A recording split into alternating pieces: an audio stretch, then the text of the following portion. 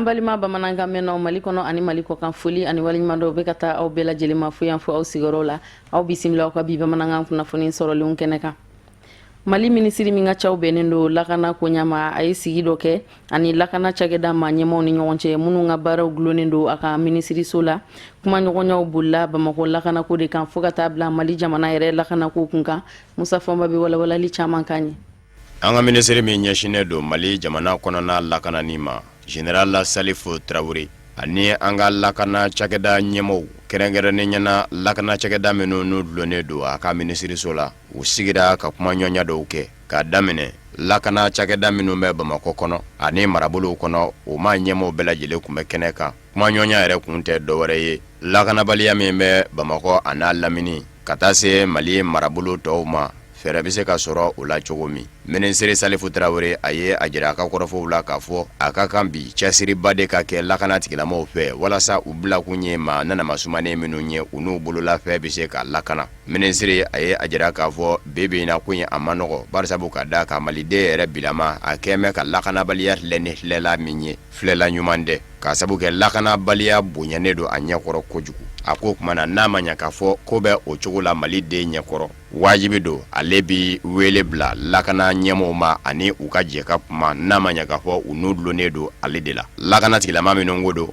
polisilakaw dama tɛ gendarmulakaw dama tɛ garde nationale bɛɛ la ani protection civile u ka jɛ ka ɲɔgɔn sɔrɔ ko yɛrɛ bɛ danga min na u ka fɛsɛfɛsɛ ɲɔgɔn ye bɛɛ k'i ta ni bila dɔn. A ko a y'a dabɔ de k'a fɔ lakana ɲɛma ninnu ye a mago bɛ jaabiw de la lakanabaliya kɛlɛli kunga ka labana ka fɛn dɔw fɛnɛ fɔ u ye k'u wɛlɛya u bɛ se k'u cɛsiri olu la cogo min ko barisabu ka da kan n'i ye Maliden lajɛ bi Maliden nisɔndiyalen tɛ fiyewu a lakanabaw kɔrɔ ni o ye cɛfini tabaw ye. O kumana ale b'a fɛ Maliden ka se ka nisɔndiya a lakanabaw kɔrɔ. A ko wa fana o tɛ se ka kɛ fiyewu fɔ ni Maliden y'a ye k'a fɔ a lakananen don kuma min a bɛ sɔrɔ ka nisɔndiya a lakanaba de kɔrɔ. A ko nka lakana tigilamaw la maa bɛ maa la olu yɛrɛw jogow kɛra sababu ye ka Maliden ka danaya ta ka bɔ u kan. U kɛwalew tɛ se ka kɛ sababu ye ka Maliden hakili sigi bilen fiyewu. Ni Maliden don hakili ma sigi lakana tigilamaw mago bɛ a ka dɛmɛ min na ko n'a ye siganama ye k'a bɛ se ka kunnafoni lase lakana tigilama ma a ka gwɛlɛ a ka lase barisabu ka da kan a danda la k'a fɔ ni kunnafoni in lasera yala wuli ka jɔna kɛ a siganama nɔfɛ wa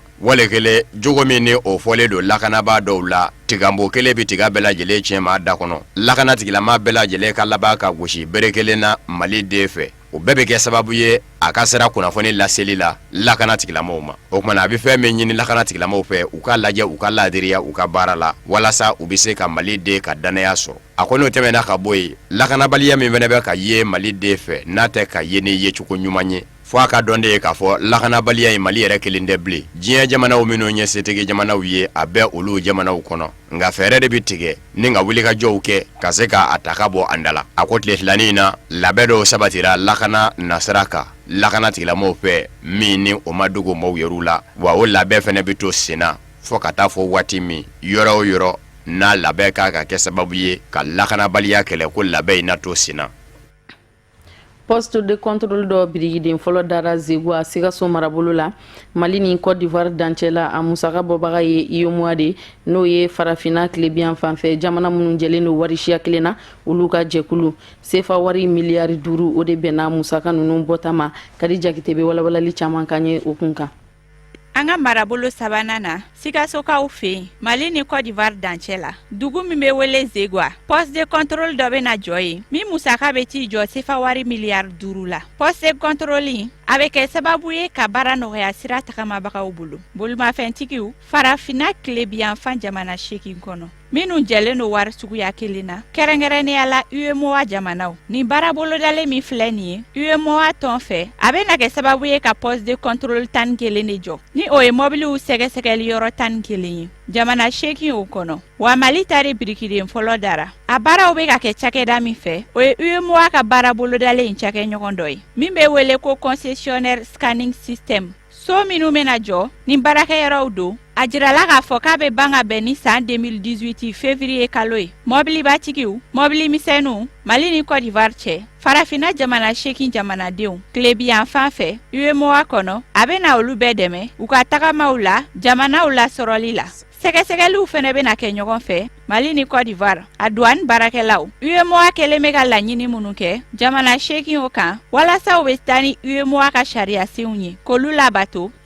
cogo ɲuman na a bɛ na ni bɛɛ de nɔgɔya u ko min fɛnɛ ma ko interconnexion des systèmes informatiques douaniers n'o ye kunnafoni sɔrɔ sira kura ye interneti ka Mali ni Côte d'Ivoire douane ka jatew galanso ɲɔgɔn na sɛgɛsɛgɛli na siraw kan ani mobiliw giriyaw dɔɔni na a bɛ na kɛ sababu ye k'o bɛɛ de nɔgɔya dakuruɲɛ kelen ko in dabɔlen do ka jamana 8 ninnu bɛ se ka ɲɔgɔn lasɔrɔ nɔgɔya la cogo min na walasa o ka sinsin Mali ni Côte d'Ivoire de bɛ jɛ k'u tɛgɛ di ɲɔgɔn ma sa hakili jiginna Zegwa Postu kɛrɛnkɛrɛnnenya la douane mɔgɔ minnu bɛ yen olu bɛ mobiliba 100 de bisimila tile kɔnɔ a dɔgɔyalen wa kalo la u bɛ wari min fɛnɛ na don an ka jamana kɔnɔ a dɔgɔyalen ye sefa wari miliyɔn 50 ye Ameriki jamana ka jamana ɲɛmɔgɔsigi kalataw senfɛ novembre kalo tile 9 Donald Trump ale de sigira jamana ɲɛmaya la u kunna hali n'o y'a sɔrɔ maa caman a kɛra balinako ye olu bolo walasa ka Mali jamana kɔnɔdenw yɛrɛ ka hakilina sɔrɔ Kadi Jakite a n'a ka jatala Samba Traoré u wulila ka munumunu salo kɛ Bamakɔ bolonfuracɛw ni ɲɔgɔn cɛ u ye fɛn minnu sɔrɔ hakilinaw kun kan an ka jɛ an ka ɲɛmadaw fɛ. Bon Amerikɛnw ka élection kɔni a kɛra vraiment ne kɔni bɛ se k'a fɔ Hillary Clinton ka sansɔrɔbaliya et puis mɔgɔ ye a ka dossier min dayɛlɛ kosɛbɛ na ne kɔni bɛ se k'a fɔ ko o de kama a ma se ka san sɔrɔ o de kɛra ne kɔni ka hakilinata ye sinon k'a fɔ ko dɔ in gagné mɔgɔ min gagné kɔni a gagné mais tiɲɛ yɛrɛ la kɔni ne kɔni ka fanba ma k'a ka gagné ye parce que ne FBI da kuma don a ka fɛn na muso in tun bɛ san sɔrɔ ne kɔni dalen t'o la ne dalen a tɛ se ka Africain a tɛ se ka baara kɛ Africain ka côté la. Ne ka hakilina a tɛ se k'a kɛ Trump ka élection ko in na ne hakilinata ye mun ye parce que généralement mɔgɔ caman Trump taara a digira mɔgɔ caman na mɔgɔ caman bolo mun don a taara a bɛna fɛn dɔ kɛ Africain na ou bien a bɛna fɛn dɔ kɛ musulman na mais moi je crois que il faut rester optimiste quoi an bɛɛ ka hakilina ɲumanw kan yɛrɛ parce que an ye Barack Obama ta ye Barack Obama ta kɛra Africain bɛɛ content na bɛɛ ko ko nin fɛn mais il n'a rien fait pour les Africains de concret quoi. Bon, Trump sigira sisan nɔ a ye mun fɔ an t'a dɔn n'a bɛna se ka kɛ mais Amérique kɔni fɛnw ni Afrique fɛnw je crois que u tɛ kelen ye parce que Amérique président i bɛ fɛn dɔ fɔ ni parlement ma sɔn ma ou bien n'aw ka Sénat ma sɔn ma sisan nɔ donc i n'olu tɛ se ka bɛn a ko la quoi donc hali n'a ka di ye ka kɛ n'olu ma sɔn i tɛ se ka kɛ quoi donc ne bolo ni Trump n'a bɛ k'u ka feuille de route suivre les Africains n'ont rien à craindre donc a b'u ka feuille de route suivre Trump ko de ko Américains politique extérieure ale mɔgɔ t'o la mais Américains d'abord. Bon, Trump ka élection Américain de y'a choisi. Hali n'o y'a sɔrɔla k'a fɔ a ka hakilinaw n'an ka hakilinaw kun tɛ taa n'o ye k'a fɔ immigré minnu bɛ yen a ko ko u ka ca a ka jamana kɔnɔ kojugu a b'a fɛ ka caman bɔ a ka jamana kɔnɔ ani fɛn min ye bɛnkan sɛbɛn minnu taara président minnu a fɔra Obama a bɛna fɔ Obama mun kɔ o ye bɛnkan a tɛgɛ bila bɛnkan sɛbɛn caman na diɲɛ kɔnɔ a ko k'a bɛ segin kɛ olu bɛɛ kan. An y'a ye k'a fɔ seginkan olu la a bɛ se ka na ni kɔlɔlɔ caman ye diɲɛ yɛrɛ damu cogoya la sigicogo la bon o mana bɔ yen ne yɛrɛ kɔni hakilina ye mun ye jamanadenw de y'u ka président sigi je pense que u y'o sigili mun kɛ u kan ka bonya o hukumu kɔnɔna la a kɛlen n'a fɔ mun kɛra an yɛrɛ fɛ yan 2013 hali n'a sɔrɔ président kun ko man di diɲɛ mɔgɔ caman ye nka maliyɛnw de y'a choisi a kan ka bonya o hukumu kɔnɔna fana la. Ne ka hakilinata Amérique président sigi na c'est-à-dire que Hillary Clinton kun kan ka sigi apparemment parce que Donald Trump filɛ nin ye bon bɛɛ y'a jateminɛ k'a fɔ bon mɔgɔ ɲɛnama tɛ an yɛrɛ kɔni bolo Hillary Clinton n'o de kun sigira o de kun bɛ ɲa farafinna bɛɛ ma a bɛ ɲa farajɛla ma bon a bɛ ɲa bɛɛ lajɛlen ma quoi sinon ni Donald Trump sigira a bɛna ko siri bɛɛ la an si ma sigi ni fɛn min o de jateminɛw ye c'est pas parce que k'a fɔ qu'il est milliardaire mɔgɔw bɛ voter a ye k'a fɔ a bɛ wari di mɔgɔ ma pour a ka se ka sigi ça c'est pas joli à voir a b'a lajɛ mun bɛ se ka changement don ko la o de ka ɲi vraiment kɔni Hillary Clinton kun ka sigi o de kun ka d'an ye. États-Unis élection in wa a kɛra Donald Trump ye a kɛra mɔgɔ wɛrɛ ye Afrique ka hɛrɛ bɛ mun na diɲɛ ka hɛrɛ bɛ mun na quoi o ka se ka na Amérique kunna parce que olu de ye puissance mondiale ye bi diɲɛ bɛɛ de ɲɛ bɛ olu la donc ni mɔgɔ sigira vraiment a ka kɛ mɔgɔ ye a bɛ se ka bɛɛ dɛmɛ cogoya mun na quoi a kɛra muso ye a kɛra mɔgɔ wɛrɛ ye kɔni mɔgɔw ka hɛrɛ bɛ mun na je pense que Ala b'o latigɛ. D'abord n bɛ candidat féliciter n'o ye Donald Trump ye vraiment toutes mes félicitations à lui. D'abord, moi, je suis frustré puisque Hillary Clinton ma kɛ président donc ne était en Afrique dija kun o ko na puisque Américain ka ko de ni donc o mɔgɔ de choisi mɔgɔ min se ka jamana ko ɲɛnabɔ donc c'est une question d'intérêt donc il t'a sur Donald Trump de ka politique vous arranger est-ce que vous voyez bon caman bɛ ka détester puisque vraiment il a dit des propos xénophobes pendant les campagnes donc moi je ne vois pas vraiment de quoi nous devons nous concentrer d'abord en un continent cool là. Essayer ce problème le fait que Belgique est américain donc tout le monde pense que Hillary Clinton n'en avait alors que l'Udembe Kelene, toi ou les Américains, on a un la conscience sur la conscience que frère unité africaine pour faire développer vraiment à Djarani. Bon, quand on a balané la parce que tiens ne b'a parcours suit depuis ani bon manera ne rega a donere o garani o bomaga premier manala bomaga premier manala ma fama bon ama président soro bon ne a dore là quoi en plus nyara ancien ga vika c'est un grand politicien bon ama a tegala jigin quoi albi a do faraga chesriga jusqu'à ce que nina ala Garcia kara président vraiment on jarane a jarane vraiment jarane en plus de ça ne sigino na fene quoi o cheme ke États-Unis président bon mon kadne président mi na dirama il faut que a siga joro fa quoi parce que nala e feno di ma joro di ma il faut que ga siga joro fa oro kun kadne o de ban sensen ka jien fa hore ki bare la soro musa fama be bi wala likanya anga ka soro le unaje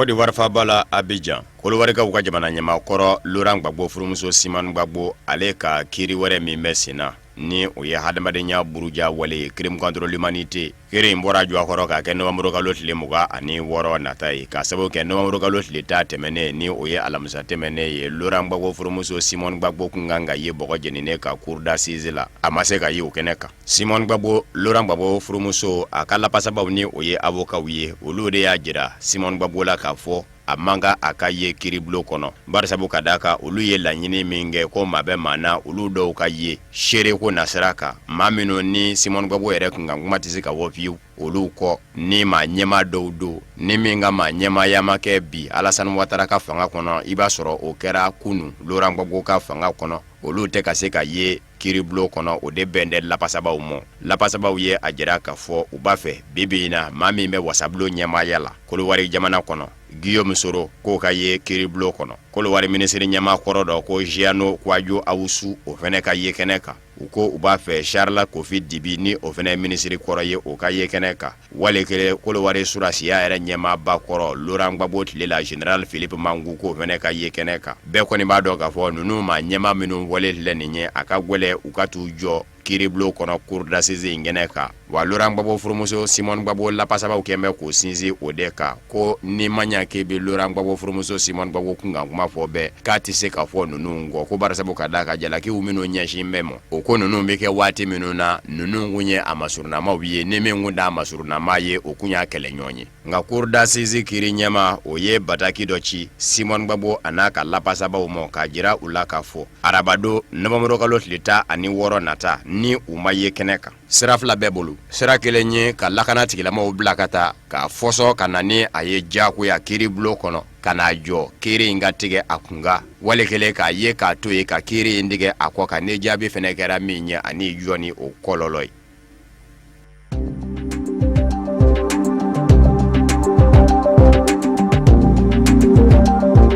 Gambie jamana kɔnɔ jamana ɲɛma Yahaya Jammeh décembre kalo tile gale jamana kundigisigi kalata min ni tako kelen do o bɛ sigi senga Gambie jamana kɔnɔ wa novembre kalo tile 16 o ye yɛrɛmankutu baaraw daminɛ ye ni o ye campagne ye Yahaya Jammeh a kɛmɛ k'i kanbɔ a yɛrɛ sigiyɔrɔ nɔfɛ wa a taara ka jamana ɲɛmaya ɲini ni gafe da kalata labɛnni jɛkulu mɔgɔw fɛ yen a kɛtɔ k'a da a ye kuma dɔw fɔ k'a jira k'a fɔ min ka di min da ye o k'o fɔ ale kunga ale ka sira tɛ o la ale bɛ fɛn min dɔ o ye ka baara kɛ a faso ye ani ala camancɛ la. Yahaya Jammeh a y'a jira a ka kɔrɔfɔw la k'a fɔ a ka yɛrɛmankutu baaraw ma na daminɛ ni o ye Novembre kalo tile 16 ye campagne a bɛna fɛn minnu fɔ jamanadenw ye ni u bɛ se ka hali bi danaya kurakuraya a ka jamana jɔ la. O ye hali bi kalanko o bɛ se ka kɛ fu ye cogo min na Gambie jamana kɔnɔ. Kɛnɛya ko o ka se ka Gambie jamanaden bɛɛ lajɛlen lasɔrɔ. A ko ti ma lamɛn barisabu ka d'a kan ale b'a dɔn fɛn min nafa ka bon o ye ale ni ala camancɛ ye. A ko ni k'i bɛ bɛɛ lajɛlen lamɛn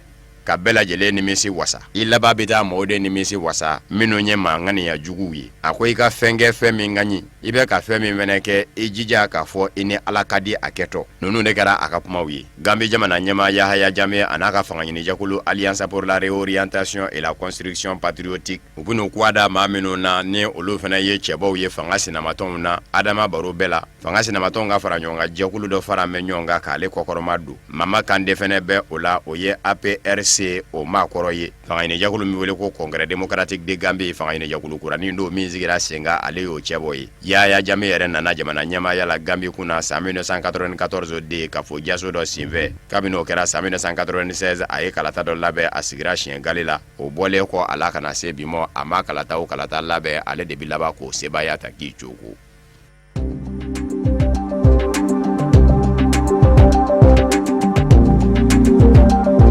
Ghana kaw fe nazaralatɔnba Union Européenne kalata jateminɛba dɔw kan ka bisimila maa 7 do olu bɛ taa fara maa 24 nga minnu bɛ yen ka ban u ka baara bɛna kɛ fɛn min ye o ye ka kalata yɛrɛ tacogo ɲuman jateminɛ. Ghana ma ɲɛmɔgɔw b'a fɛ hali bi n'a ma ɲa k'a fɔ u dɔmɛ ni bɛnkanfanga taabolo ɲuman ye diɲɛma fɛ ka dɔ fara o kan ni jɛlenya ye kalata kɔnɔ mankan kana kɛ cogo min. Fa minnu kɛn bɛ k'u kanbɔ ka jamana ɲɛmaya ɲini bɛnkan ye min ye a bɛɛ lajɛlen b'a lajɛ ka taa sariya de fɛ. Sariya ye fɛn min wɔ ni jaabi bɔra jaabi bi ma kɛ i dɔngɔnata ye i bɛ taa o sariyaso la. An bɛ aw ladɔnniya k'a fɔ décembre kalo tile 7 san 2016 Ghana jamanadenw b'u kunda wetekɛso kan ni ka taa u dɔngɔnama ta. Maa 6 de bɛ yen cɛbaw la minnu ni jamana ɲɛmaa John Dramani Mahama bɛn'u kuwa da ɲɔgɔn na. Musolaka kelen bɛ a la Ganakaw ka jamana ɲɛmaakɔrɔ Jerry Rawlings o furumuso ko don Nana Konado Agyemang Rawlings o fɛnɛ kɛn bɛ k'i kanbɔ fangaɲinijɛkulu NPD tɔgɔ la.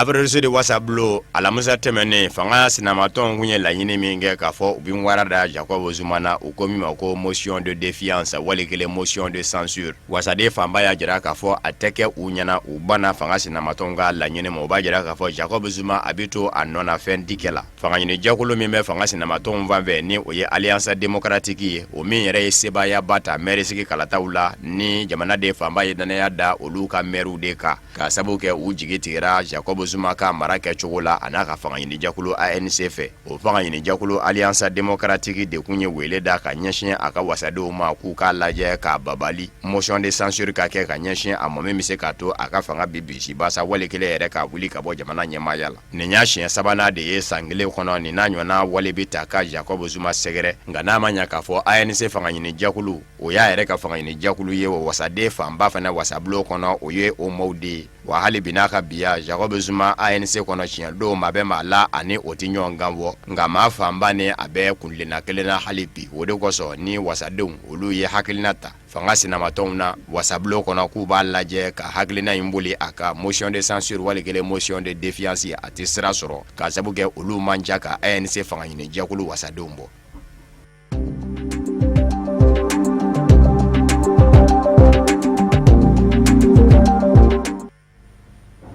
O de bɛ dan sigi an ka bi bamanankan kunnafoni sɔrɔlenw na minnu sera ka fara ɲɔgɔn kan ka bɛn ni kuma in ye kunnafoni diso ɲɛmɔgɔyaso fɛ k'a lase aw bɛɛ lajɛlen ma fo yan fo aw sigiyɔrɔw la aw ni ce aw ka ɲɛmadali la aw kan bɛ sini ni Ala sɔnna ma.